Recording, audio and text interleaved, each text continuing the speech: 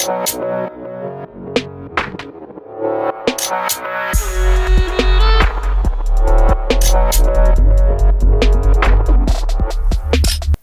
Tom Shubrook, how are you? I'm very well, thanks, Josh. Great to see you again. Good to see you too. I've been missing you at the ball hall. This is going to be your the journey episode. So it's going to be from how you started in basketball in general, how you come across the Warrington basketball leagues, and then sort of how your career's developed from there. Really. So yeah, obviously I know you're not doing much at the minute with you being in quarantine. I know you're still doing bits with John Dean's. Yeah, no, we are still working. Yeah, So still supporting the kids. Still doing some planning for next year. yeah. In terms of the basketball. But yeah, You've got so some. You're doing a bit of stat building as well, aren't you? Or am I not allowed to? Am I not allowed to mention that just yet? doing all sorts of stuff, sorts of bits and pieces. Okay, Coming through.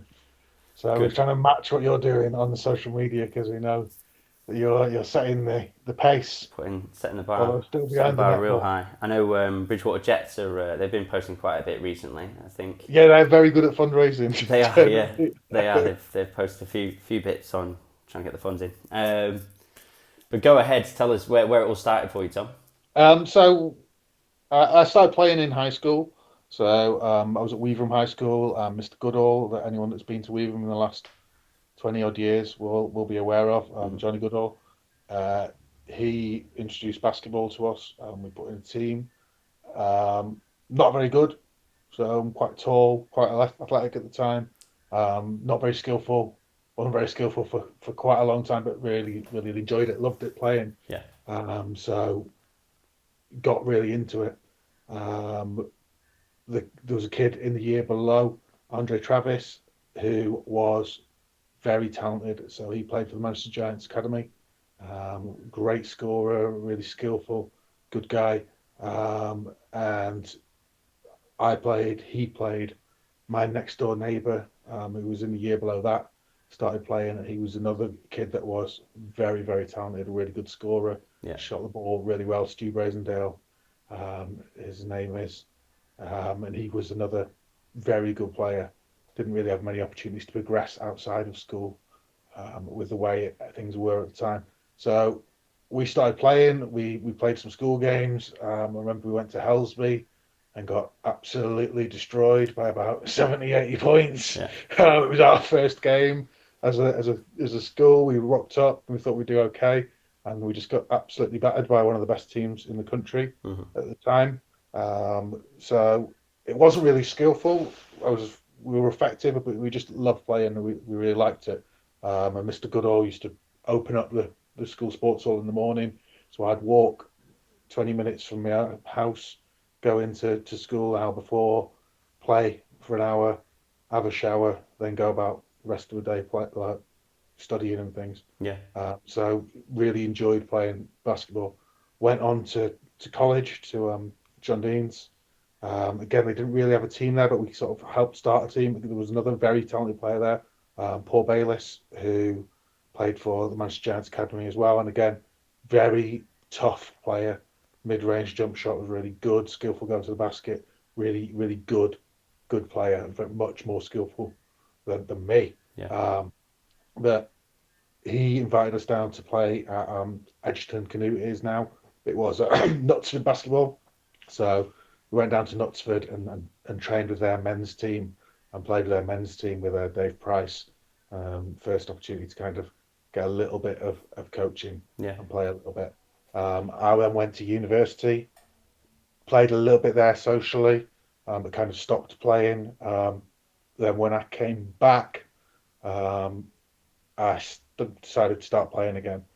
Joined a local scrimmage session up at Rodheath in Northwich, and then joined Edgerton Canute again. yeah, So the Knutsford team yeah, played okay. So played for probably 6, 7 years. Got to my mid 20s. Um, got asked to help coach one of my friend's sons. So there was a couple of them that wanted to play. I started with that, really started enjoying it. Ended up taking a coaching course myself. Jimmy Cripps Sam Biffle, um, and John McCulloch. So we all took coaching courses that the council paid for, and then ran a session in Winsford. Yeah. Um, so when I was about 26, 27, I moved away. I moved up to Manchester. I used to come back, coach that session on a Monday, Yeah. and then go back to my actual job and do all of those sort of things. Yeah. Um, but stopped playing in Mabel, which is a sort of area league, playing all over the place. Yeah. Started playing other games, but focused a lot on actual coaching that sort of session. So we only had that session on a Monday. Ball hall opened. I got told about it by some of my friends that played Manchester League that this is something that was happening. Yeah. I knew about it from the Stockport Ball Hall, and we decided to enter the team into the Friday nights, as well as I used to play for Winsford on the Tuesdays in the men's league. Yeah. So we had two teams on a Friday, and played there, um, which was a good chance for them to see what is basketball like outside of our very small numbers of people that we had Yeah. playing over in Winsford on a Friday night or a Monday afternoon. Yeah. So how do you Uh, go about getting into the so well, building the club really? How did it sort of so stem for from? quite a long time, we was I'll probably talk about when we do the ultimate team at some point, but we just had the two teams. Yeah. We ended up adding some kids from Warrington, so some of the kids from Warrington wanted to join, but they didn't really train with us as much. Right. So we had a training session, and then we had the games that we played on a Friday. Um, and for quite a long period of time, we just had that one training session, Yeah. and then the games played. What happened after a few years is the price of that went up so much that we ended up just playing games. So Yeah. for a long time, our club just had a couple of teams on a Friday night, that were people that started off with us, and we knew people like Chris Hodgson, Nathan Stelson, Darwin, Will Galloway, Yeah. loads of kids that, because they played with us for so long, they became pretty effective and good. Yeah. And then they were added to by really talented kids from outside. Yeah. So your likes of Rabbitory, Smear, we had Sparky as one of ours players as well for a long time. So we did that. We were approached by the Cheshire Jets at the time, Yeah. and they wanted to work with us to sort of expand their network of community clubs. Mm-hmm. Um, Meant that we had to change the name. We used to be called Vale Royal. We were called Winsford at one stage, then Vale Royal. Then we changed it to what was it then? Northwich Jets Yeah. for Yeah. quite It a was. Yeah. while. Started playing at a new high school, because part of it was they said we had to do two sessions of different age groups. Yeah.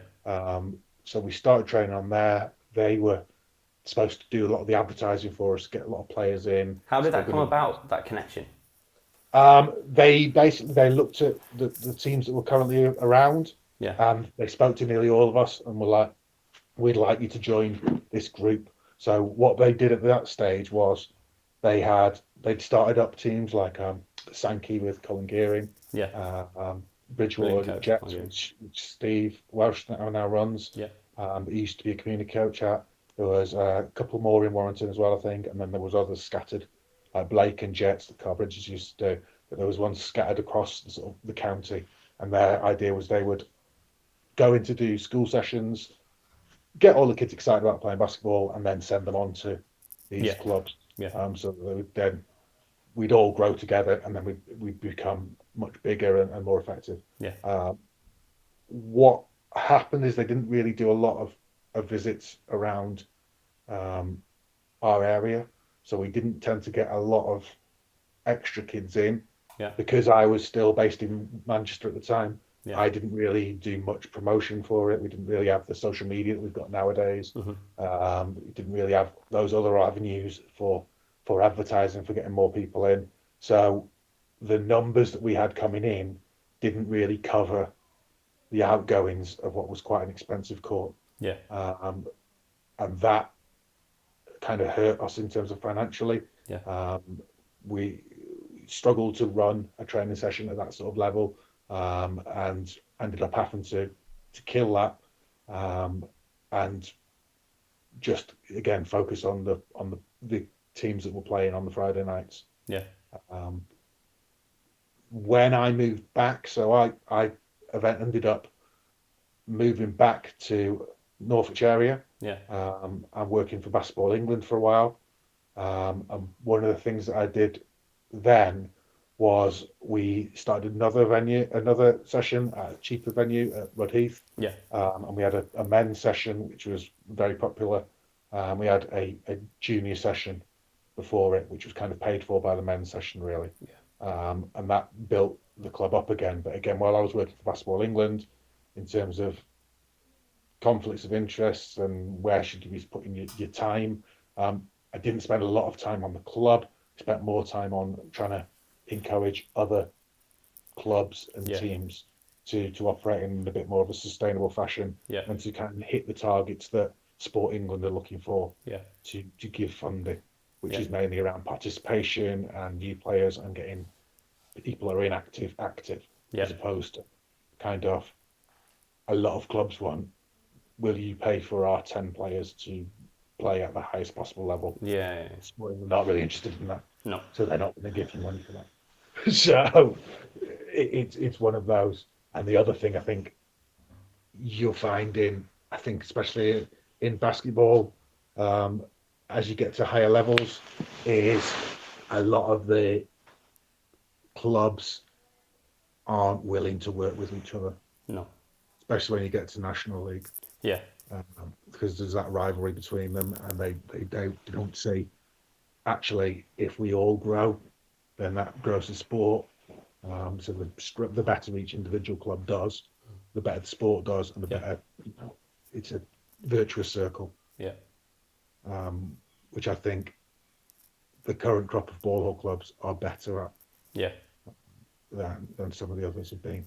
Yeah. So I was then, I stopped. Well, I was still working for the same company, but not for Basketball England, for a sort of disabilities aspect of the sports development thing. And then I left that, and started getting into more, moved jobs after a while, and started trying to build the club up again, in terms of the numbers and range of ages as well. You stay away from the primary school ages, don't you? I know, I'm sure you've got quite a few numbers coming in for the training before all this happened. But what stops you? Is it travel? Are you not putting any teams into the how our ages tend to go is, what always tends to have happened is, like when Will Galloway played for us. So Will Galloway is one of our best players from our early history on it, and he came in, fantastic scorer, a really good kid. His little brother wanted to play, so it ends up that we then pull together a team for his little brother. And it happened like that a lot of times, is that we start sessions based on younger siblings wanting to play, or little bits of interest coming to play. So like when we went through a big growth period again, was when a kid, Jordan Massey, who's another really nice kid and good kid, he started playing and brought down a lot of his friends, and we started up a year 9-10s team based out of that. Out of that, Dan Kalita comes in as a year 8. He wants to play. We start up sort of keep going that year 9-10 team when Jordan and his friends become older. Out of Dan coming, his little brother Joe wants to play. We end up starting a 7-8 team that's been really successful. They're coming up to they're year 11 now, so they'll be year 12 next season, and have been really good for us. So our age groups tend to get a bit of interest. We start a new age group, we do it.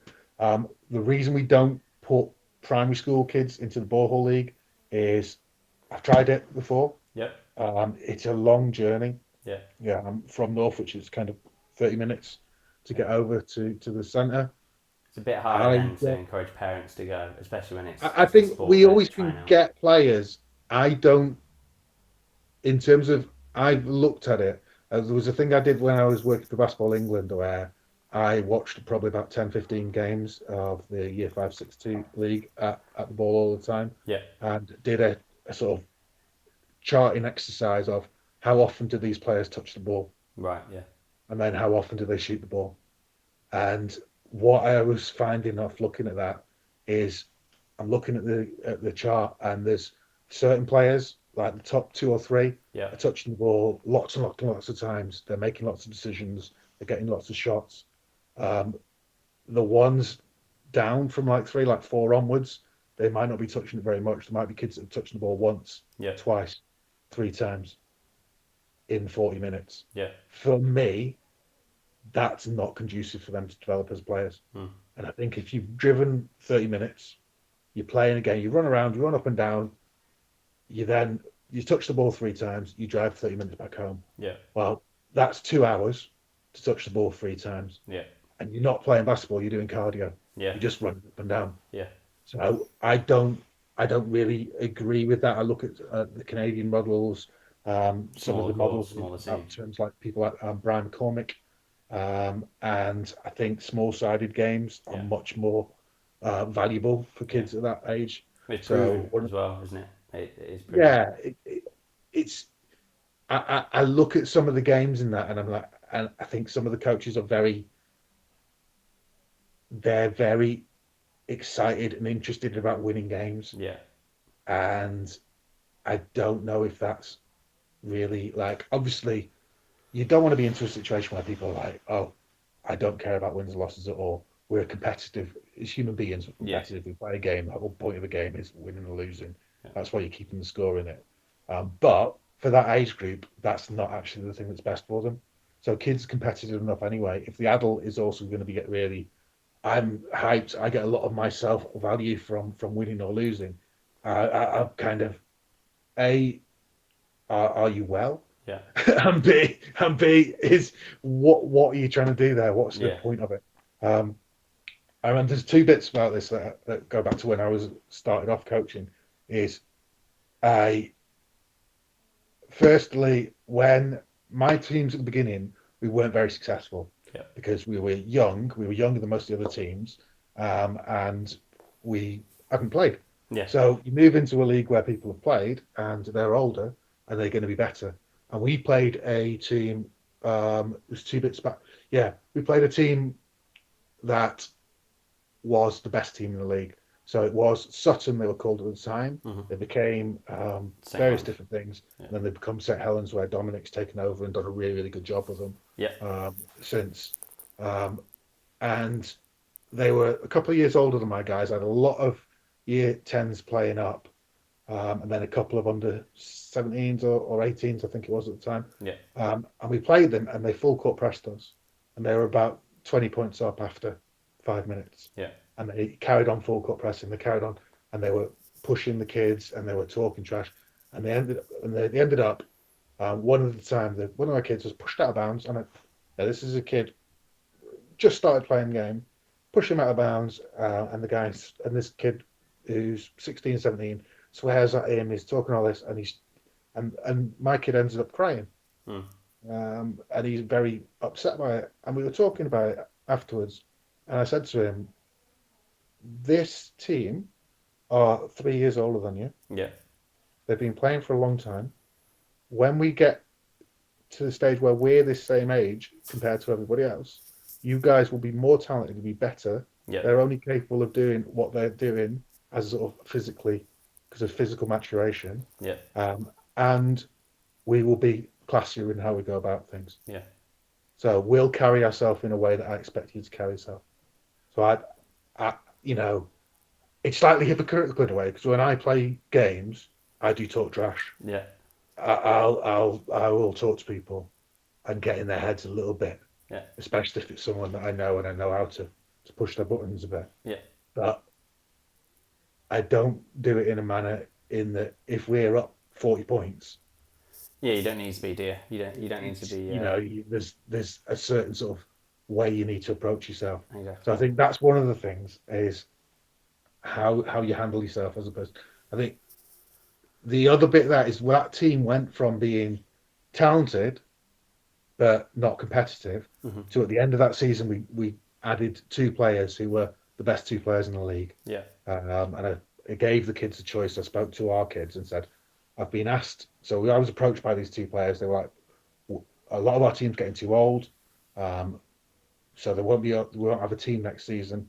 We wanted to join a team where we're coached, and where we're going to enjoy it. Yeah. Would you be able to? Would we be able to join your team next year?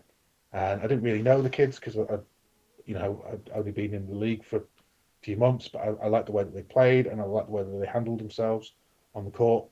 So I spoke to them. I said to them, I'll speak to my team and I'll see what they want to do. I spoke to our team. I said, we'll go from being competitive and getting better, which we've done all over the year, and possibly making the playoffs, to being one of the best teams in the league. Mm-hmm. But you'll touch the ball less, and you'll probably get less shots in the course of it. Yeah. So, do you want to have these two join, or do you not want to have them join? They decided that they would like them to play, Yeah. and it was a really good decision. Yeah. For us. Now, this is a long preamble, but the point of it was at the end was we went from a team that was competitive to a team that was winning every game by 30, 40 points. Mm-hmm. So our plus minus was probably we were winning games by 30 points every week. Yeah. Which was enjoyable for a bit, but then it was, what are we getting out of this? Yeah. So this is kind of pointless. Yeah. So at the end of that season, we added a couple more players and we split them into two equal teams. Yeah. And we didn't end up. I think we finished first and second or first and third that year. Yeah. In the league, but I don't think we ended up winning the playoffs. We got upset in the playoffs bit of it, but we'd had a much more purposeful, useful season Yeah. than if we'd have just gone and run over the league again. Yeah. When I look at I see this in National League, I'm seeing some of the ball halls, the Stockport one, the Warrington one, the ones that I'm more familiar with, is if I look at a team and I see a team we've not lost a game and our plus minus is we're plus 500 points. Yeah, something stupid. You're in the wrong league, Yeah. or you're coaching it wrong, Yeah. or you're not looking to develop the players in Exactly. the right You miss an opportunity, aren't you, to develop In the my lesser opinion. players.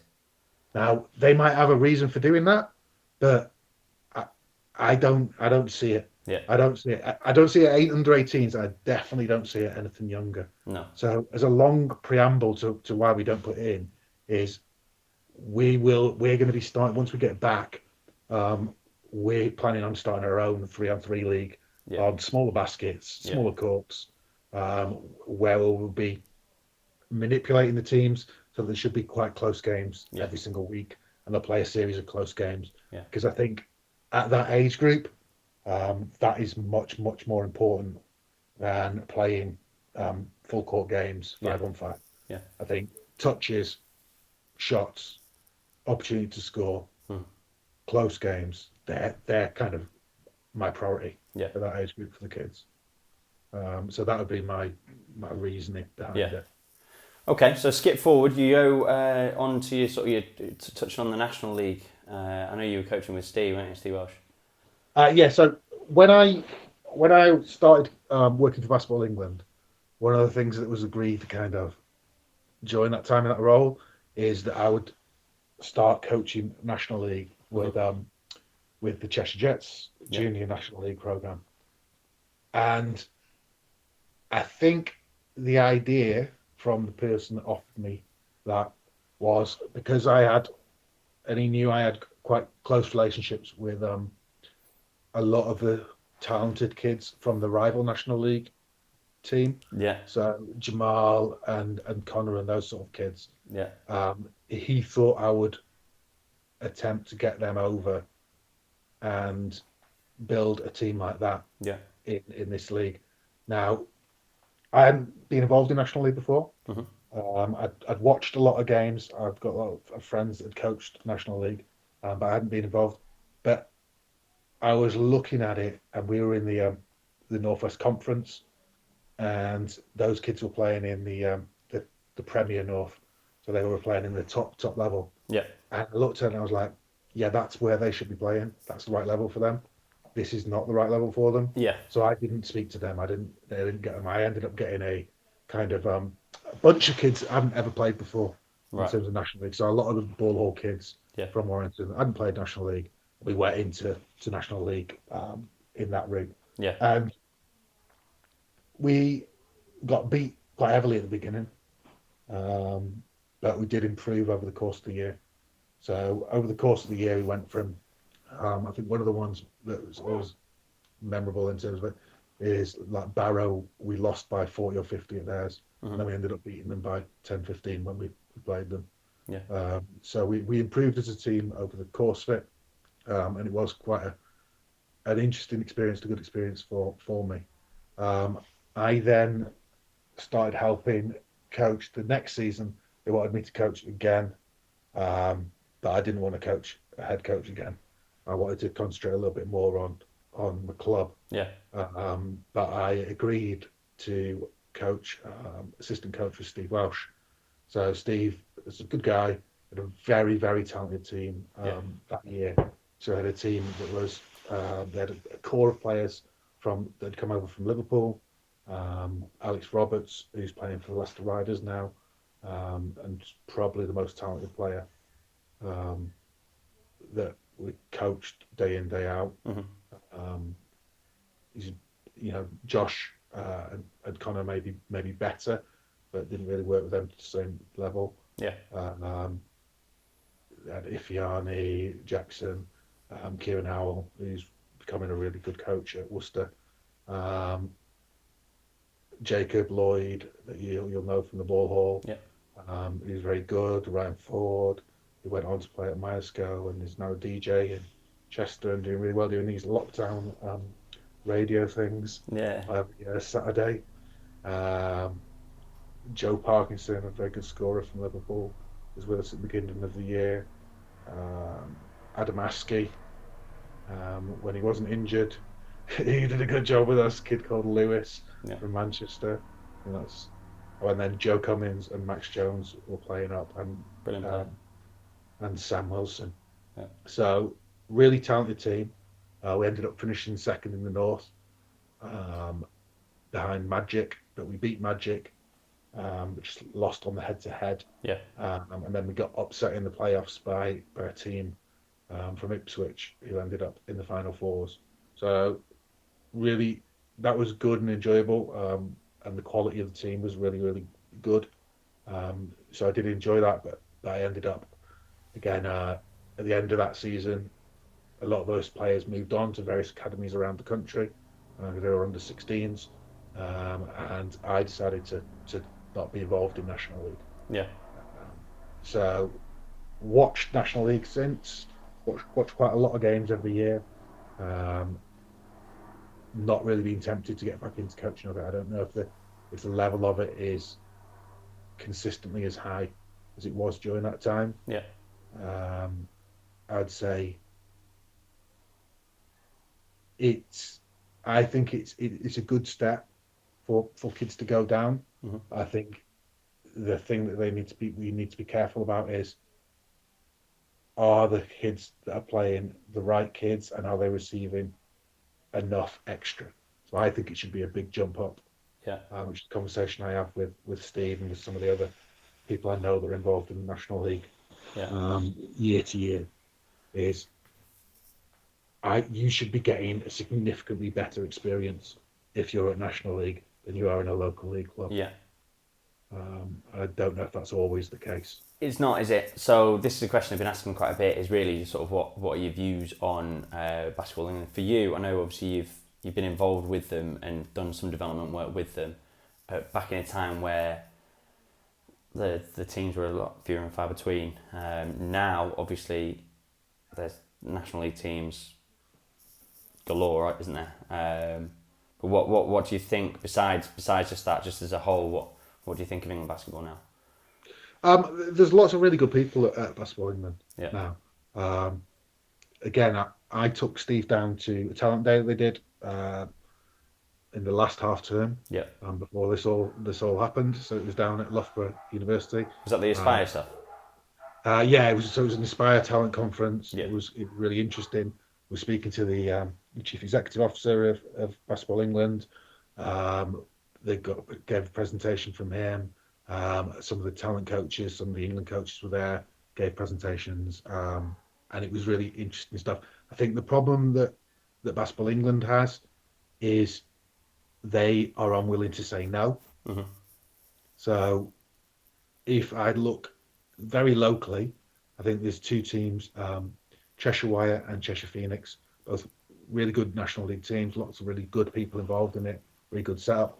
But between the two of them, they've got too many teams Yeah. playing basketball. Yeah. So I think I was given this stat by somebody the other day, is that the Wire had 11 teams last year, and the winning percentage was 20% Right. across the club. Now, should all of those teams be in a National League? Mm. I would say no. No. Um, I look at some of the players in the under 16s, and I think I've got better under 16s players at Northwich that are significantly better than a lot of players at the National League team of the same age. Yeah. So that doesn't make sense for me. Yeah. So one of the things that Steve and I did when we were doing our National League is out of our under 16s team, I think about a third came from the ball hall, Yeah. and then two-thirds came from other places. Yeah. Um, and that was at a time when the ball hall was very strong. Yeah. Whereas I don't see the other kids coming over as much now. No. So I'd struggle to see why you need three under 16s teams. Yeah. For Wire, and then two under 16s teams for Phoenix. That's five under 16s teams for the Cheshire area. Yeah. So I know that might be controversial to some of the people, but I just, that would be my opinion on it. Yeah. What do you think of the academies? Again, I think what academies have done is they've given lots of opportunities for people to play at a really high level. Yeah. And to go against people at a high level. I think working in education, my concern would be how much of an emphasis do you put on the education of these kids? Yeah. So for me, if you've got 20 kids at an academy, what should all of those be studying the same subject? Should all of those, how many of them are going to be professional players? Mm. Like I don't know what the numbers are for the ABL and the ABL at the minute. I think there used to be around 40 to 50 academies. Yeah. So if you've got 10 kids at each, which you haven't, you've got more than that, nearly all of them, that's 500 kids.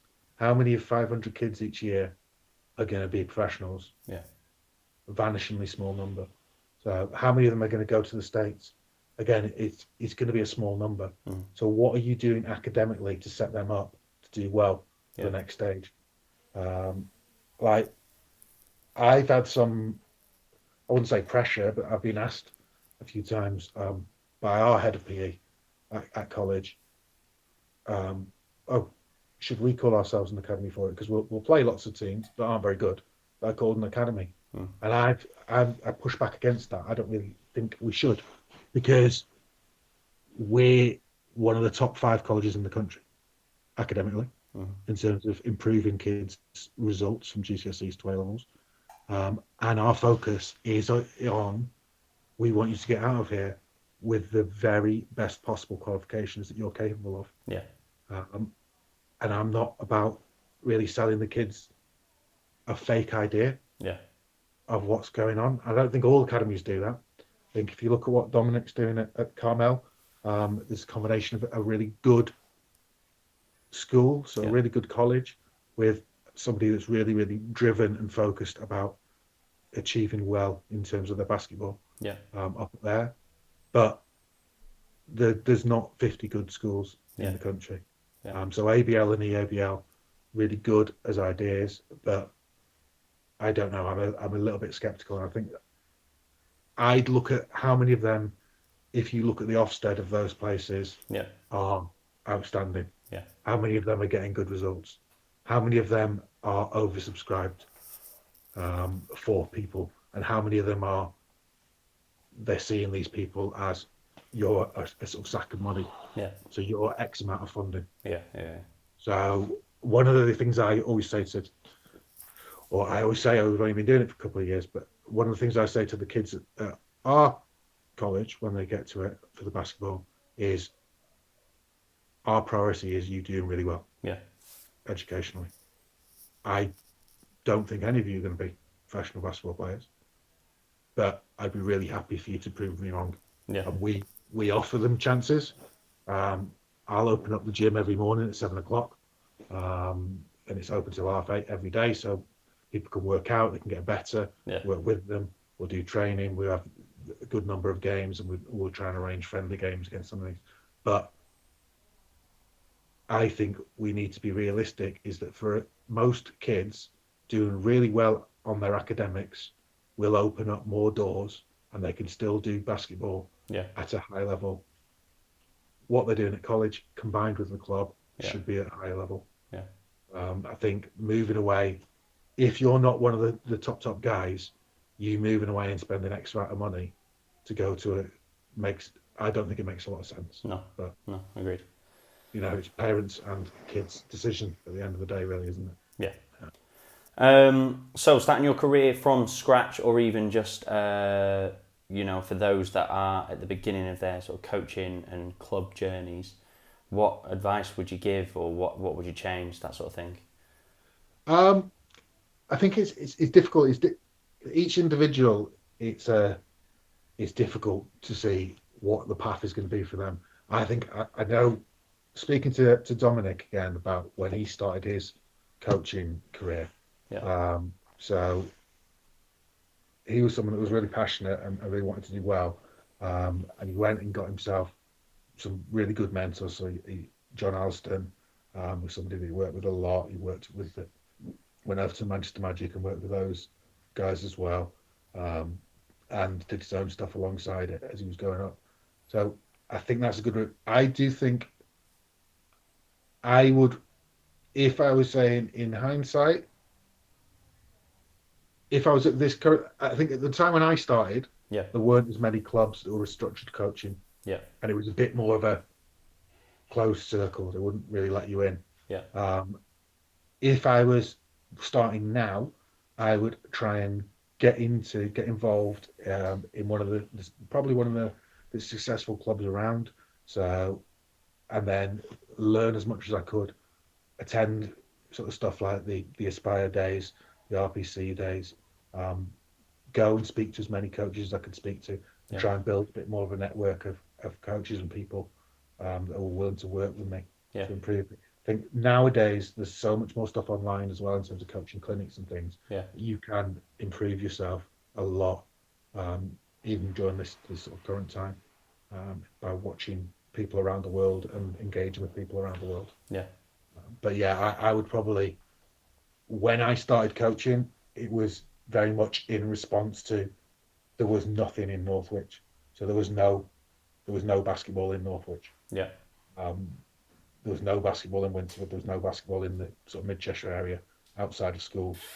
So my thing was to try and offer something, so that I wanted the next lot of kids, not necessarily the next lot of kids that were as interested in it as myself, Yeah. but also the kids that were really talented, like the Dreys and the Yeah. Pauls and the Stews, to have an opportunity to get to the highest level that they could get to, without leaving Northwich until later in their journey. Yeah. So we've gone from a stage of that when we started, we had an hour a week, to now we rent a leisure centre for the whole of Sunday, so from 9 till 5 on a Sunday. Yeah. We have both sides of a leisure centre at Yeah. Budheath. We'll do another 4 hours a week. There's another 7, 8, 9 hours on offer if you come to the college as a student. So we've gone from 1 hour to, we've got, what's that, 7, 8, 20, 30 hours a week of training plus the games. Um, so I think that would be, I would say, if there's a club available, I think sometimes in basketball, everyone wants to run their own thing. Yeah. And that's good if there's a weakness in the area, if there's not anything on offer. If there's something on offer, work together. Yeah. Yeah. Go and work with somebody, see what you can do Yeah. until you get to a certain level. And then if you need to then move away, then you move away. But I would work with each other. The more we can work with each other, the better. Yeah. I agree. I spend a lot of time um, speaking to people like Steve from Bridgewater and talking about ideas of how to improve clubs, how to do better. Yeah. Um, which comes a lot from Steve's sort of passion and drive for his kids to do well. Yeah. I know you like to keep your cards close to your chest, but what does the future hold? What's your future plans? Well, again, one of the things that we've done in this sort of lockdown situation is I've tried to open up what we're doing in the process of what we want to do a lot more. So if you go on our club Facebook, Yeah. or Twitter or Instagram, I think is on there as well, although I don't run that.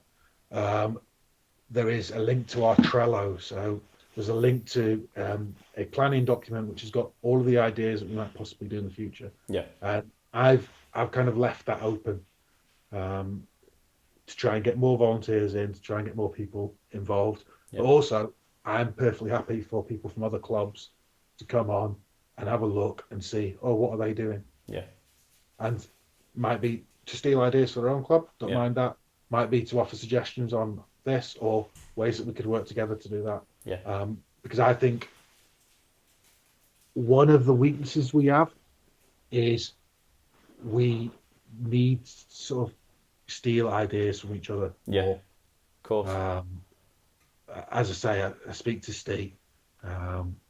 I've stolen ideas off him. He's stolen ideas off me. If clubs can get better everywhere, it doesn't affect, not many people are going to go from the middle of Northwich to St Helens Yeah. to go and play games. So me improving Northwich, Dom improving St Helens, Cheshire Phoenix improving over the Nelson Report, Yeah. Cheshire Wire improving in Warrington. It should all help each other to get better in it. So yeah, we've got a kind of list of everything we want to do. One of the things that we're looking at and in discussion with yourself as well at times is what can I do next season to improve what our social media does, Yeah. what our video does. So at the college, we video every game to varying degrees of quality, depending on which kid is doing it. Yeah. And then they analyse the games afterwards. I've been looking at some automated systems for doing that, Yeah. which I think we'll probably move to next season. Yeah. That looks good. Which would improve highlights and things like that. Yeah. And do the same thing at the club, Yeah. so that we're promoting and celebrating what these kids are doing. Because I think, from top to bottom, at my club, this is the most talent that we've ever had. Yeah. Yeah. We've got about 200 people involved on every week. We've got some really talented, very young players. We've got a real depth of talent at sort of years 9 upwards. Yeah. We've got a lot of kids playing. I think it's about trying to celebrate a little bit more about what they do and build a volunteer base and build a coaching base. Yeah. Because again, we've gone from kind of a one-man outfit where I do a lot of the stuff, and then my dad does a bit of the help and support, and then I'll speak to people like Andre and that about advice. To we've had 17 different people involved in coaching this season at various sessions. Which so is brilliant, the more isn't it, really? we can build those people up and get them qualified and get them actually involved, do coaching teams in the ball hall or coaching sessions in Northwich, the better we'll be and the better basketball will be locally. Well, it looks good, mate, and we'll definitely help out where we can, and hopefully it all keeps growing and improving. I feel like it is bubbling. To be fair, like it's big now, but I feel it's only going to improve. So these sort of things will definitely benefit from it. So Agree. I think you're doing some really good stuff. I think you're getting a lot of good feedback from people in terms of what people are saying about the efforts you're putting in. Yeah. And I think if we can carry on building, we can get the level of the very top players back to where it was, Yeah. but also keep the numbers going up and up and up. Exactly. Yeah. Appreciate it, Tom. Thanks for your time, mate. Okay. Thank you, Josh. It's been a pleasure. We'll speak soon.